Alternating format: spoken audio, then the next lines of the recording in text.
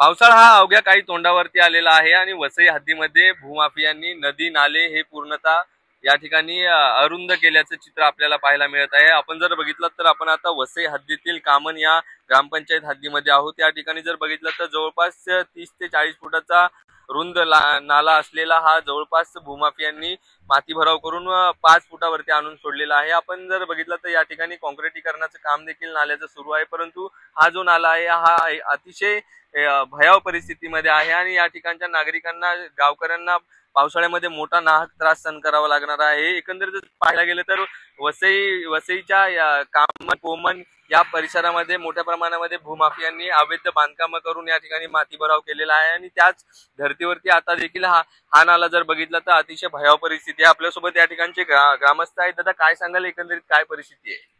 परिस्थिती खूप भयानक आहे। आमच्याकडं जी जागा दिसेल ती जागा भरणी करायची आणि अनधिकृत गाले बांधायचे। मग महानगरपालिका सांगेल का आमचा त्याच्यावर तिसरा डोला आहे, पण तलाठी आहेत, परत सर्कल आहे। आज कोणत्याही प्रकारची इथं प्रशासन यंत्रणा राबवत नाही। पैसे घ्यायचे असेल तर सर्व बरोबर टायमावर येणार आणि लाईन टू लाईन पैसे घेऊन पकडे घेऊन जाणार, असा माझा पूर्ण आरोप आहे। काय परिस्थिती होऊ शकते पावसाळ्यात?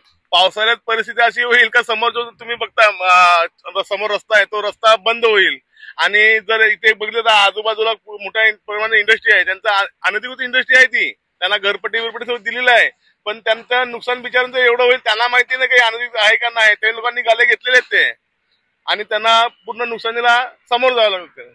आपल्यासोबत अजून काही नागरिक दादा, आपण वारंवार प्रशासनाकडे तक्रारी केलेल्या आहेत, काय उत्तर येतं आपल्याकडे? बघा, प्रशासनाकडे याच्या संदर्भात अनेक वेळा तक्रारी केलेल्या आहेत की भूमाफियांनी जो बेकायदेशीर भराव करून आणि ते नाल्यावर अनधिकृत जे बांधकाम केलेलं आहे नाल्यावर कॉन्क्रीटचं, ते लवकरात लवकर त्याच्यावर कारवाई करा असं आपण त्यांची मागणी केली, त्याच्यावर गुन्हा दाखल करा अशी मागणी केलेली आहे। जर याच्यावर जर कारवाई झाली नाही आणि हे जर बांधकाम जर काढलं नाही तर पावसाळ्यामध्ये सर्व आजूबाजूचे हे जे गाळेधारक आहेत, तिकडची घर आहेत, यांच्यामध्ये घरामध्ये पाणी घुसेल, त्यांचं शाळा आहे बाजूला, त्या शाळेमध्ये पाणी जाईल आणि मोठ्या प्रमाणात जीवित आणि वित्त हानी होण्याची शक्यता आहे। तसेच हा आमचा कामन भिवंडी हा मुख्य रस्ता आहे, तो सुद्धा पाण्याखाली जाणार आहे आणि पूर्ण रहदारी सुद्धा बंद होणार आहे। तर आमची प्रशासनाकडे अशी मागणी आहे की लवकरात लवकर याच्यावर कारवाई करावी आणि याच्या संदर्भात तहसील प्रशासन असो किंवा महानगरपालिका प्रशासन यांना अनेक तक्रारी केलेल्या आहेत। जागेवर फक्त पंचनामे करून जातात, पण याच्या पुढे कोणत्याही प्रकारची कारवाई होत नाही। तर आमची अशी मागणी आहे की लवकरात लवकर याच्यावर कारवाई करावी, अन्यथा सर्व ग्रामस्थ याच ठिकाणी मोठ्या प्रमाणात आंदोलन करतात। काय परिस्थिती पावसाळ्यात निर्माण होऊ शकते या हा नाला रुंद झाले असल्यामुळे?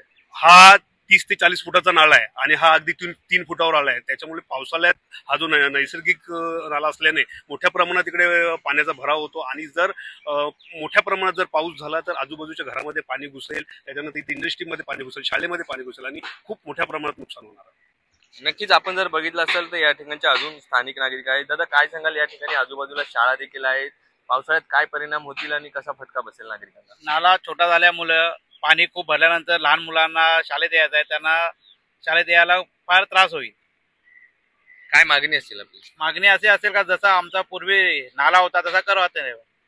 नक्कीच आपण जर बघितलं असेल तर भूमाफियांनी या ठिकाणी अनधिकृत बांधकाम आणि या ठिकाणी माती भराव करून पूर्णतः जे नाले आहेत हे अरुंद करून या ठिकाणचं नदी नाले आणि ओढे हे पूर्ण अरुंद करण्यात आलेले आहे। त्यामुळे जे आहे प्रशासनाकडे वारंवार तक्रारी करून देखील प्रशासन याकडे का कानाडोळा करता असा देखील प्रश्न निर्माण होत आहे। त्यामुळे जे आहे हा नाला जर लवकरात लवकर या ठिकाणाहून कारवाई करून हटवण्यात नाही आला तर गावकरी आंदोलन करण्याचा इशारा देखील देत आहेत।